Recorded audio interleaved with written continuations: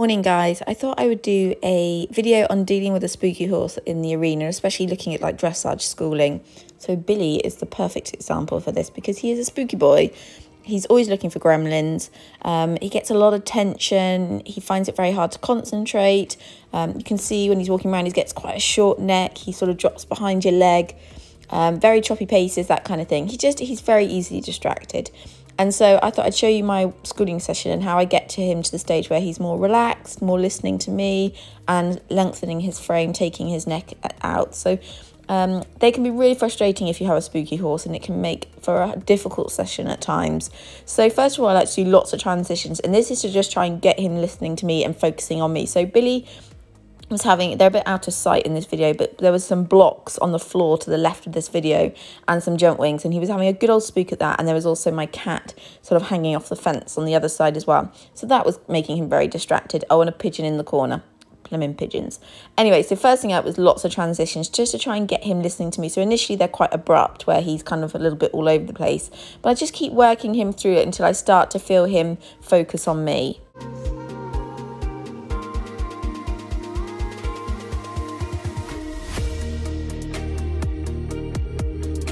So here's an example of a little spook from Billy. So we're just practicing these transitions, trying to get them softer. And as he comes towards the fence, I don't know, maybe the pigeon was over there flapping around, he starts to see something he doesn't like. So he tends to draw back at me. The neck comes up and the head comes up. So he gets higher in the frame and you lose that connection. When he does that, I try very hard not to get pulled into the argument or anything like that. I just ask for him to come back down and round and carry on with what he's doing. I don't want to bring him back to walk because that rewards him. Another thing to help with horses that are easily distracted and spooking is not to do the same thing for too long. So keep changing it up to help keep them focused on you. So I moved on to a little bit of leg yield on the circle. Now for this it's great because it means you have to put a bit of leg on, because quite often if you have got a spooky horse that can be a bit strong, you end up taking your leg off. So by doing a little bit of leg yield on a circle, it makes you put your legs back on. And with Billy, I find it also just supples him up a bit. So I find he gets a little bit softer through the inside rein, softer around my inside leg. And I can just maneuver him a little bit more, and that gets him concentrating. So again, doing it on both reins. And, you know, when he is a little bit distracted, just continuing with the work, not stopping and kind of indulging him with it.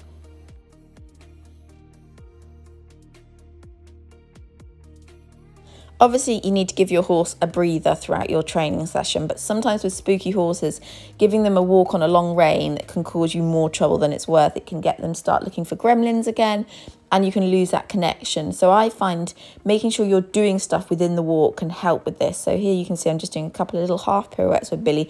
Doesn't find them particularly easy, but it just keeps him focused on me so that hopefully when I pick him back up again, we haven't lost all the work we've put in so far. Now, some people may have spotted that I don't pat Billy very often, and the reason being is because when I tend to move the hand down to pat him, I break the contact in the rein. And for spooky horses, this isn't ideal, so I tend to reassure him through my voice a lot more, which obviously you can do in training and in a warm-up, but you can't do in a test.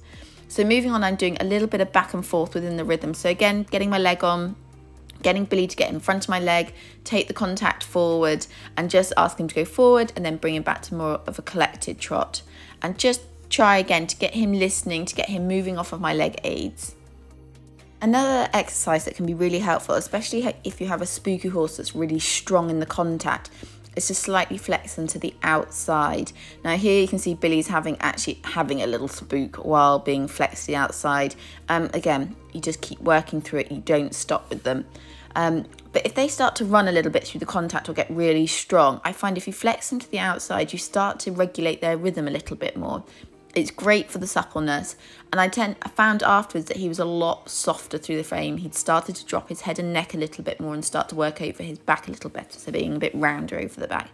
And it just meant he just listened that little bit more. It is one of the most helpful exercises to do when you have a spooky horse.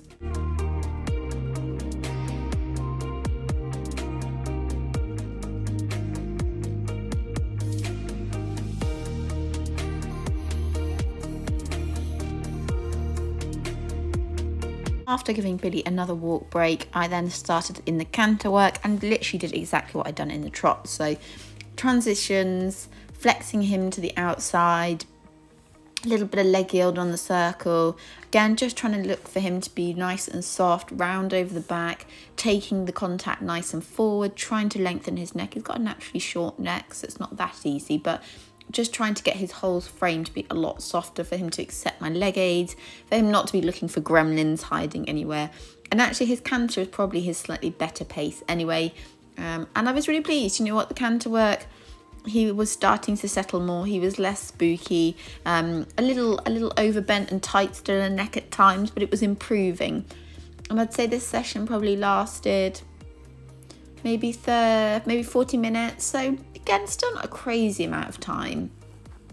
But by the end, I felt like he was with me. Like I say, that he was no longer looking for things to spook at, and that he was nice and sharp off my aids. And I just find that that pattern of work really does settle him, from him starting off being a spooky little monkey and being very easily distracted and very tight and choppy, to a horse that's a lot more rideable. You can soften your hand more, and actually concentrate on the work you are doing. So it might not help your horse. Everyone's horse is different, and when it comes to spooky horses, you sort of have to play around and find what works best for them. But I think the key things is to make sure that you keep doing different things and you don't get stuck on the same movement.